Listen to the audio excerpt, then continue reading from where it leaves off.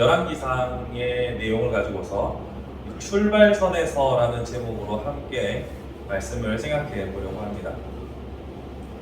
3월이 되면 항상 새로운 시작이 열립니다. 학생들은 새 학년에 시작하거나 아니면 이제 초등학교에서 중학교, 중학교에서 고등학교, 고등학교에서 대학으로 진학을 하여서 새로운 시작을 하게 되는 그런 시기죠. 이 새로운 시작들을 여러분들이 경험하면서 어떤 감정들을 겪었는지 기억이 어렴풋이 나실 겁니다. 한편으로는 설레는 마음도 있고 또 한편으로는 두려운 마음도 있습니다. 특별히 남자들이 있는 새 세계에서는 새로운 학교를 갈 때 이 서열 정리라든지 또 얼마나 나쁜 놈들이 들거릴 것인가 이런 동물의 세계와 같은 기싸움도 있기도 하죠. 그래서 처음 새 학기에 학교를 갈 때는 참 묘한 여러 가지 감정이 들었던 기억이 납니다. 물론 학교뿐만 아니라 언제나 시작은 복잡한 감정을 우리에게 허락합니다. 한편으로는 설렘과 두려움이 공존하기도 하고요. 또 한편으로는 이 시작에 앞서서 많은 감회에 빠져들기도 합니다. 이게 무슨 말이냐고 하면요. 항상 시작은 끝을 전제하죠. 출산이라는 것은 임신의 종료를 의미하는 것이고 또 진학을 한다는 것은 그 전에 학기 과정을 마쳤다는 것을 말합니다. 고등학교 과정이 끝났으니까 대학의 생활이 시작되는 거죠. 이처럼 시작은 언제나 종료를 전제합니다. 한 가지 딱 예외가 있어요. 그것은 오직 하나님만이 시작과 끝이 없으신 알파요 오메가이신 하나님을 제외하고는 모든 것이 종료와 시작이 맞닿아 있습니다. 제가 이 말씀을 드리는 이유는 시작점에서 우리가 생각해 봐야 할 중요한 사건이 있기 때문입니다. 그것은 우리가 새로운 시작점에 섰을 때 여러 가지 복합, 미묘한 감정이 들 때에 우리가 우선적으로 해야 할 것은 제가 종료를 전제한다고 했잖아요. 그 앞에 종료에 이르기까지 역사하신 하나님께 감사하는 것이 중요하다라는 것을 강조드리기 위함입니다. 그러니까 모든 시작점에 있어서 우리는 언제나 이 시작을 허락하신 그리고 이전까지 종료된 역사를 인도하신 하나님께 감사할 필요가 있다는 거죠. 그런 의미에서 오늘 우리가 함께 읽은 본문은 상당히 흥미롭습니다. 솔로몬이 왕이 되는 과정입니다. 여러분들이 아시는 바대로 솔로몬은 왕의 장자가 아닙니다. 세자가 아니죠. 우리식으로 표현하면.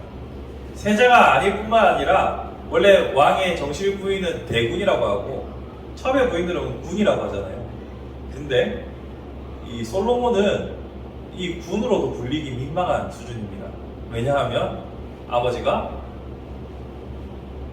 처음부터 다른 이의 아내를 데리고 와서 낳은 자식이기 때문이죠. 그 어머니가 바로 밧세바입니다.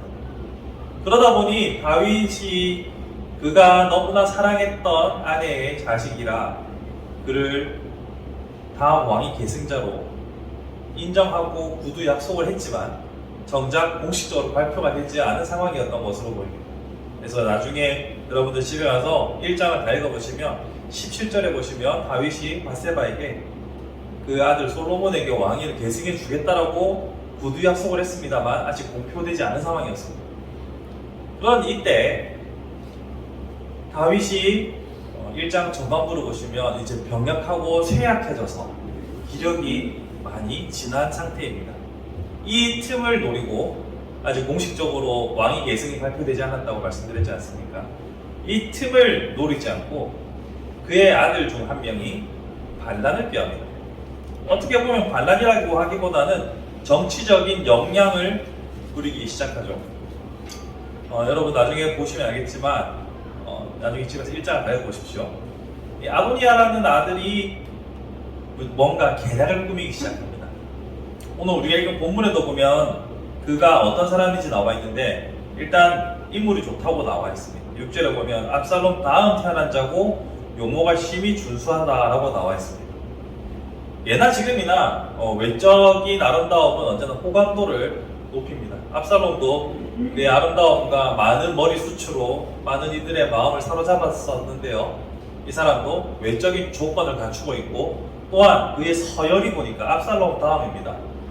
압살이 그 형 암논 죽였고 압살롬도 죽었으니까 얘는 그 다음 서열입니다.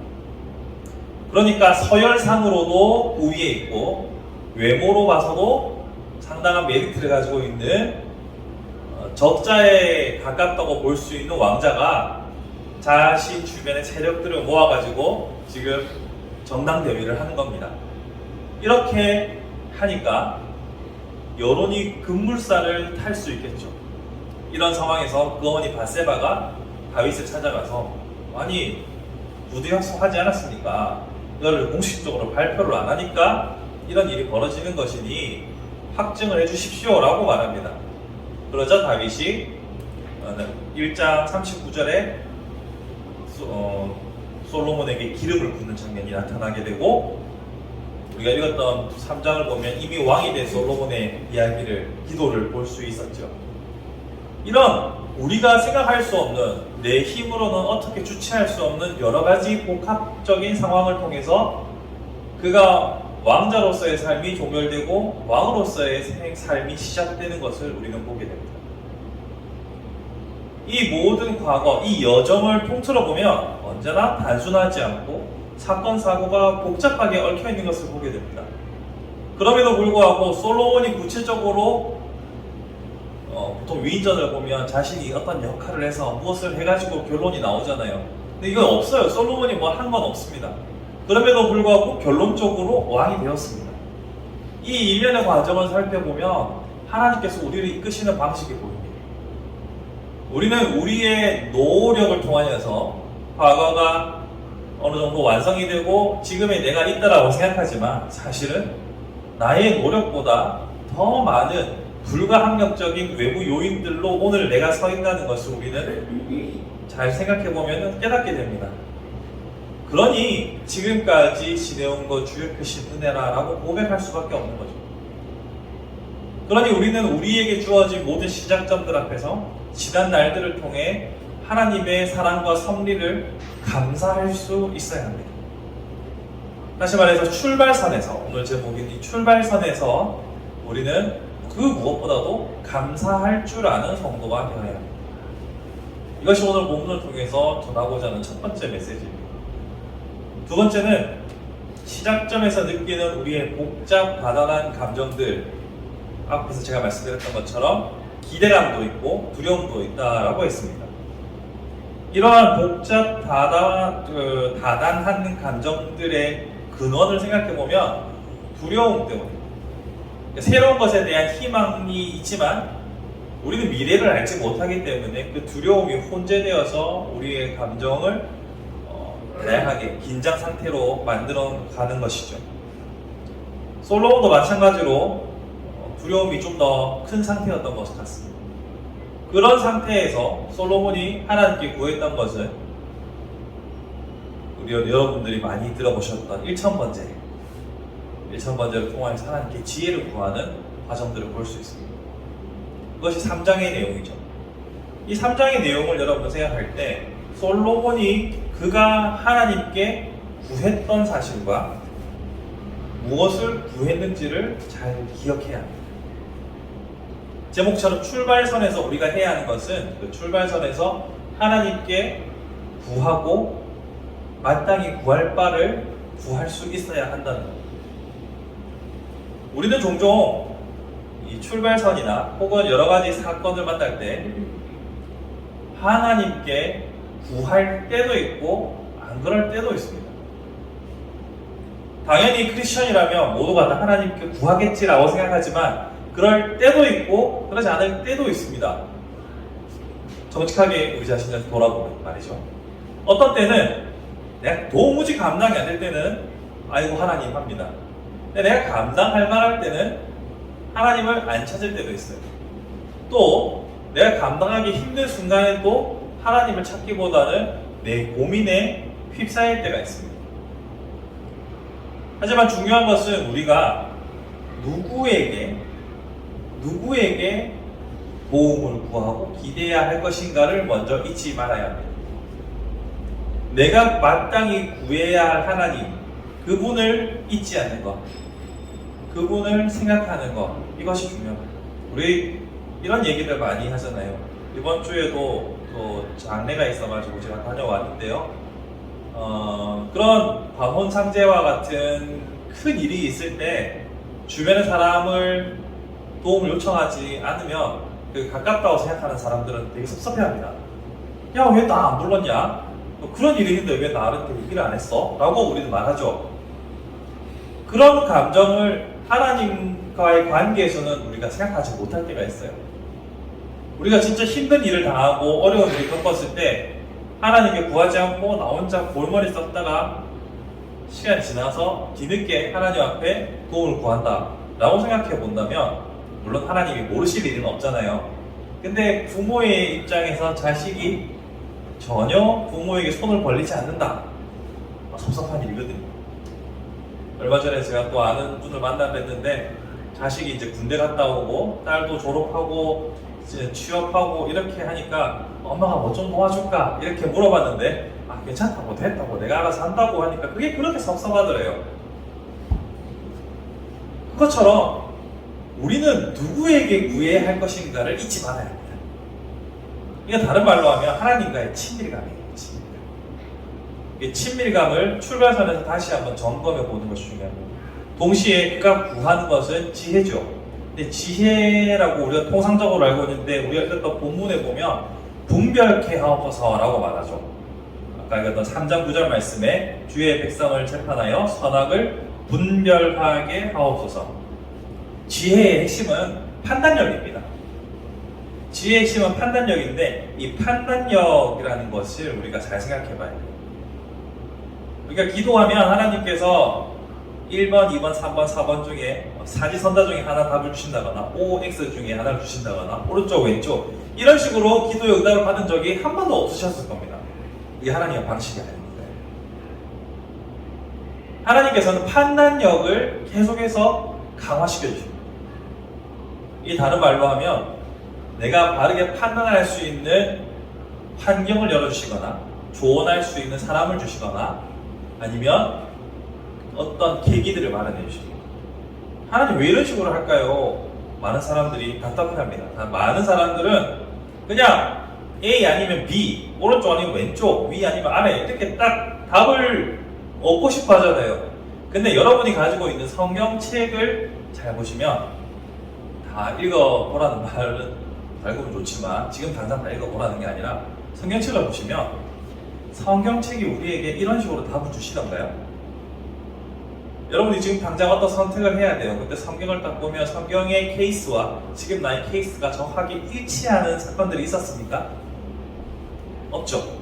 성경은 이와 같은 방식으로 합니다. 즉 하나님의 마음이 어떻고 하나님의 방식이 어떤지를 설명해주고 그것을 기초로 나로 하여금 판단하게 만듭니다. 그리고 우리에게 그 판단을 할 수 있도록 성령님을 통하여서 또 주변 사람들을 통하여서 공동체를 통하여서 계속해서 도우셔서 바른 판단을 내도록 지혜자의 삶을 살도록 인도하십니다. 성경이 기록된 방식으로 보면 그렇지. 그것처럼 하나님께서 우리에게 응답을 주시는 방법도 이와 같습니다. 우리가 기도할 때 6자리의 숫자를 알려주시는 것이 아니라 우리가 기도할 때 어떻게 하면 더 바른 선택을 하며 살아갈 수 있을 것인지 판단 능력을 계속해서 키워가시는 것이 하나님의 방식입니다. 그러니 출발선에서 솔로몬의 모습을 통해서 우리가 생각할 것은 누구에게 무엇을 구하는가, 이것을 확인해야 합니다. 즉 하나님께 지혜를 구하는 삶, 그것이 우리가 출발선에서 다시 한번 짚고 넘어가야 할 중요한 내용이라는 거죠. 그런 의미에서 저는 우리가 함께 모여있는 공동체가 함께 판단력을 키워갈 수 있는 좋은 공동체가 되기를 소망합니다. 서로 좋은 판단력을 키워나가기 위해서는 듣는 귀가 열려야 합니다. 충분히 알아듣고 충분히 상황을 파악하고 서로의 생각들을 나눌 때 좋은 판단이 나오겠죠. 나의 생각과 나의 경험에 얽매여서 다른 이들을 보지 못한다면 하나님께서 공동체를 통하여서 자라게 하신 방식을 절대 수용할 수 없습니다. 그런 의미에서 우리가 출발선에서 개인의 모습뿐만 아니라 공동체도 함께 고민해 보면 좋겠죠. 말씀을 정리해 보겠습니다. 출발선에 서 있는 솔로몬을 통하여서 우리는 그 출발선에 이르기까지 인도하신 하나님의 섭리를 보았습니다. 그리고 그 출발선에서 솔로몬이 취하는 태도를 통하여 우리가 어떤 태도를 취해야 할지도 살펴보았습니다. 누구에게 무엇을 구해야 하는가? 하나님께 지혜를, 판단력을 구하는 우리가 되었으면 좋겠습니다. 이제 당장 여러분들에게 또 새로운 출발이 뭔가 생각해보면 또 있긴 있습니다. 일주일의 출발이요. 일주일의 시작입니다. 또 봄의 시작이 되겠죠. 매 순간 우리는 새로운 시작을 경험하며 살아갑니다. 그 시작점을 시작이라고 생각하는 모든 순간마다 오늘 본문의 내용을 기억하여 오늘의 시작은 이전의 종료요. 그 종료를 인도하신 하나님께 감사할 것. 또한 이 시작점에서 누구에게 무엇을 구할 것인가를 기억할 것. 이것만 기억한다고 해도 우리의 삶은 주와 함께 돼가는 것 즐거운 일 아닌가. 이 찬양의 고백처럼 아름답게 완성될 수 있으리라 생각합니다. 우리 사랑하는 자녀들 새학기를 맞이하면서 자녀들의 앞길 위에 이러한 출발선에서 아름다운 결실들이 있었으면 좋겠고 또 내일 하루를 살아갈 우리에게도 매일매일 출발선에서 다시 한번 우리 자신을 살펴보고 겸비할 수 있는 우리 모두가 되기를 간절히 소망해 봅니다.